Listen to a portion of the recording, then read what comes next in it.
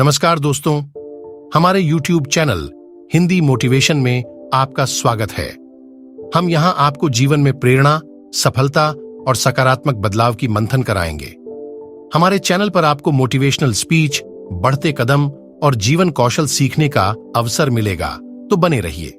सपनों की ओर बढ़ें और हमारे साथ सफलता की ओर बढ़ें। बहुत समय पहले की बात है, गौतम बुद्ध के दिनों में एक छोटे से गांव में एक युवक नामक सुमित्र रहता था। सुमित्र का मन हमेशा ही बुरे विचारों से भरा रहता था। वह चिंताओं में डूबा रहता था और समय समय पर उसके मन में बुरे विचार आकर्षित होते थे। एक दिन सुमित्र गांव के पुजारी जी के पास गया और अपनी समस्या का समाधान मांगा। पुजारी ने उससे कहा, सुमित्र, तुम्हारी समस्या का समाधान हो सकता है, परंतु तुम्हें कठिनाइयों का सामना करना होगा। पुजारी ने सुमित्र से एक बड़े से गुफा की ओर बढ़ने के लिए कहा। वहां पहुंचकर सुमित्र ने देखा कि गुफा भीतर अंधकार में थी। पुजारी ने उसे एक छोटे से दीपक की ओर देखने को कहा और कहा, सुमित्र, तुम्हें इस गुफा को प्राप्त करने के लिए इस छोटे से दीपक की मदद करनी होगी। सुमित्र ने दीपक को जलाया और गुफा के अंधकार में चले गए। वह दीपक के साथ आगे बढ़ता रहा और धीरे धीरे गुफा की अंधकार से दूर होता गया। जैसे जैसे वह आगे बढ़ता गया, वैसे वैसे गुफा का अंधकार घटता गया। अंत में सुमित्र ने गुफा के अंधकार से पार कर लिया और एक सुंदर प्राकृतिक गुफा में पहुंचा। वहां वह एक सुनहरे फूल की खोज करने लगा, जिसकी खुशबू बहुत ही सुंदर थी। पुजारी ने सुमित्र से कहा, सुमित्र, इस गुफा में तुम्हें बुरे विचारों की बजाय अच्छे विचार की खोज करनी चाहिए।